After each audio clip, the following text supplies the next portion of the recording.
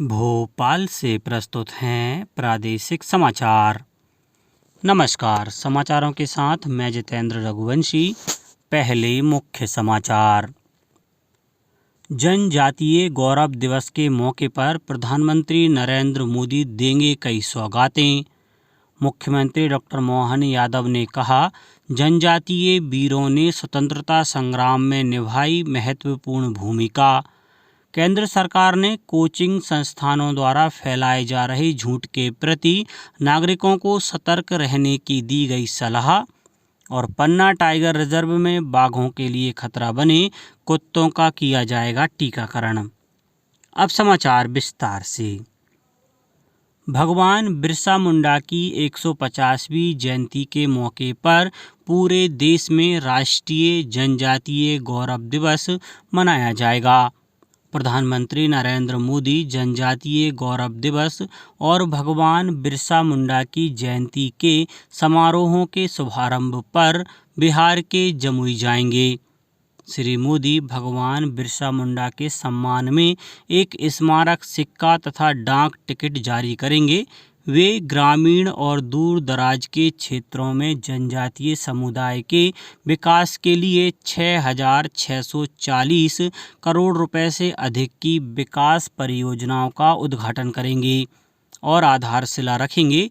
श्री मोदी प्रधानमंत्री जनजाति आदिवासी न्याय महाअभियान के तहत बनाए गए 11,000 आवासों के गृह प्रवेश में भी शामिल होंगे। प्रधानमंत्री जनजातीय क्षेत्रों में स्वास्थ्य देखभाल बढ़ाने के लिए आदिवासी न्याय महाअभियान के तहत 23 मोबाइल मेडिकल यूनिट और धरती आबा जनजातीय ग्राम उत्कृष्ट अभियान के तहत 30 अतिरिक्त मोबाइल मेडिकल यूनिट का उद्घाटन करेंगे। प्रधानमंत्री श्री मोदी मध्य प्रदेश के छिंदवाड़ा और जबलपुर में 2 जनजातीय स्वतंत्रता सेनानी संग्रहालयों का भी वर्चुअल उद्घाटन करेंगे।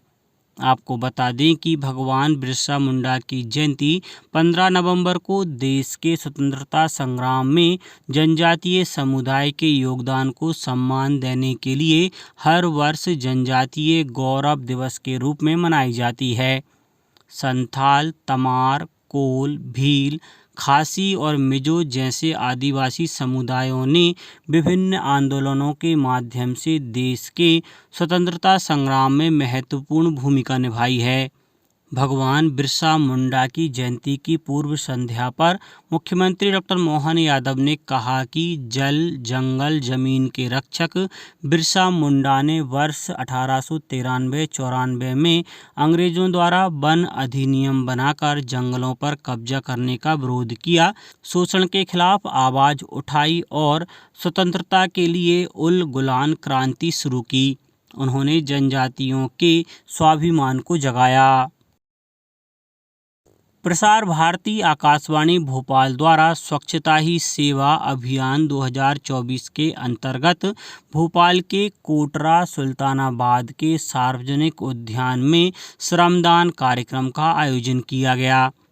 स्वच्छता ही सेवा थीम पर आधारित श्रमदान कल सुबह 8:30 बजे से शुरू हुआ, जिसमें नगर निगम भोपाल का सहयोग रहा। इस श्रमदान अभियान में विधायक भगवान दास सबनानी बतौर मुख्य अतिथि शामिल हुए। स्वच्छता ही सेवा अभियान में बाहरी गतिविधियों के तहत इसका आयोजन किया गया। इसमें आकाशवाणी भोपाल, नगर निगम के कर्मचारियों और आम लोगों ने स्वच्छता अभियान में हिस्सा लिया। आयोजन में आकाशवाणी भोपाल के कार्यक्रम प्रमुख राजेश भट्ट, सहायक निदेशक अभियांत्रिकी वीसी सक्सेना, कार्यक्रम अधिकारी केपी सिंह सहित कई अन्य अधिकारी और कर्मचारी शामिल हुए। केंद्रीय उपभोक्ता संरक्षण प्राधिकरण ने उम्मीदवारों और अभिभावकों को कोचिंग संस्थानों से गुमराह होने से बचाने की पहल शुरू की है। प्राधिकरण ने सभी कोचिंग संस्थानों को अपने छात्रों और पाठ्यक्रमों के बारे में आवश्यक और प्रासंगिक जानकारी देने संबंधी दिशा निर्देश जारी किए हैं।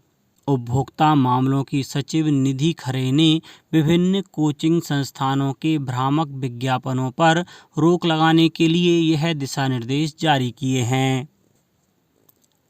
पन्ना टाइगर रिजर्व में कुत्ते बाघों के लिए खतरा बन गए हैं। इसे देखते हुए टाइगर रिजर्व के आसपास के गांवों में कुत्तों का टीकाकरण किया जाएगा। रिजर्व में स्वच्छंद रूप से विचरण करने वाले बाघों की आवारा कुत्तों से सुरक्षा के लिए यह पहल की जा रही है। फील्ड डायरेक्टर अंजना सुचिता तिर्की ने आकाशवाणी को बताया कि कैनाइन डिस्टेम्पर वायरस कुत्तों में पाया जाता है। यही कारण है कि बाघों को कुत्तों के जरिए इस वायरस जनित बीमारी का संक्रमण हो सकता है। इससे बाघों को बचाने के लिए टीकाकरण अभियान चलाया जाएगा।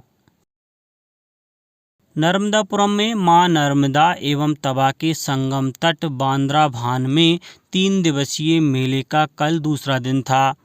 उल्लेखनीय है कि कार्तिक मास की पूर्णिमा के अवसर पर लगने वाला सुप्रसिद्ध बांद्रा भान मेले में लाखों की संख्या में श्रद्धालु स्नान के लिए पहुंचते हैं, जिसे ध्यान में रखते हुए जिला प्रशासन नर्मदापुरम द्वारा सभी आवश्यक व्यवस्थाएं सुनिश्चित की गईं।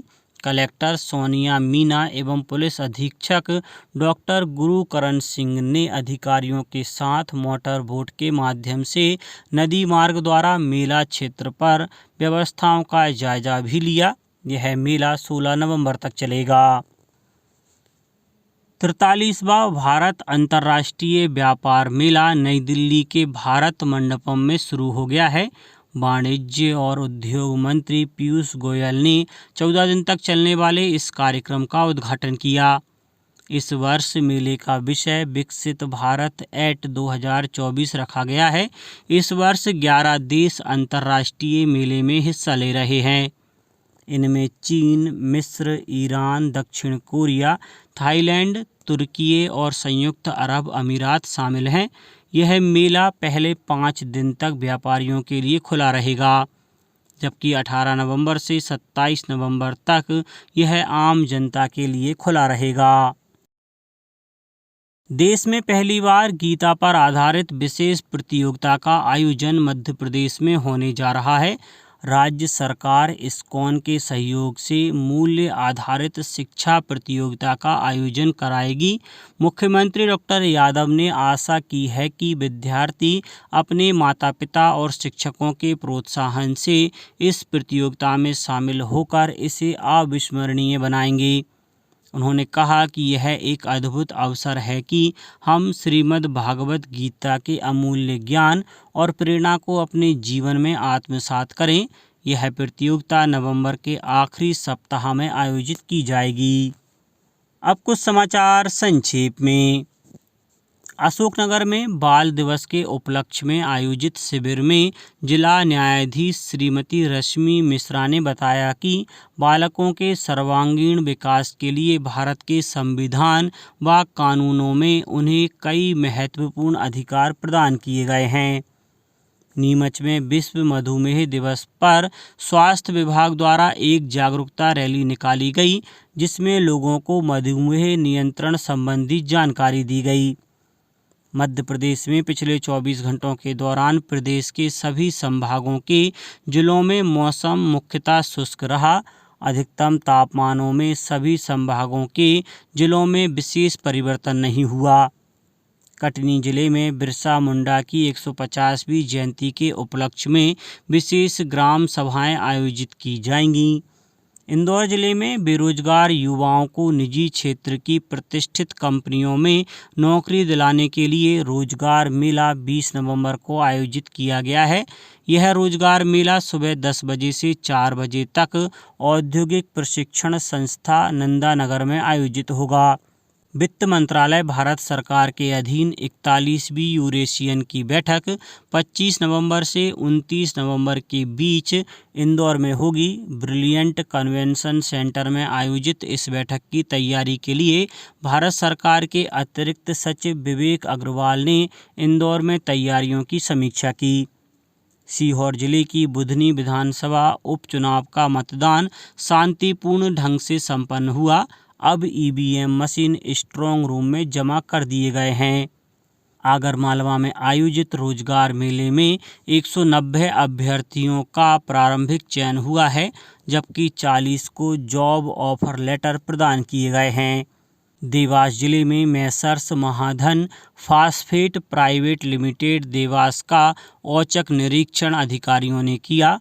गड़बड़ी मिलने पर उर्वरक विनिर्माण इकाई को सील कर दिया गया है।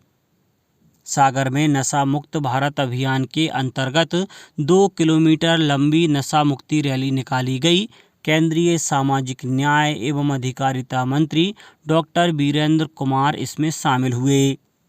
और शिवपुरी जिला अदालत के विशेष न्यायाधीश विद्युत अधिनियम A.K. गुप्ता ने विद्युत चोरी के मामले में एक आरोपी को 2 वर्ष के कठोर कारावास से दंडित किया है। अंत में मुख्य समाचार एक बार फिर। जनजातीय गौरव दिवस के मौके पर प्रधानमंत्री नरेंद्र मोदी देंगे कई सौगातें। मुख्यमंत्री डॉक्टर मोहन यादव ने कहा, जनजातीय वीरों ने स्वतंत्रता संग्राम में निभाई महत्वपूर्ण भूमिका। केंद्र सरकार ने कोचिंग संस्थानों द्वारा फैलाए जा रहे झूठ के प्रति नागरिकों को सतर्क रहने की दी गई सलाह। और पन्ना टाइगर रिजर्व में बाघों के लिए खतरा बने कुत्तों का किया जाएगा टीकाकरण। आज के इस बुलेटिन में बस इतना ही। नमस्कार।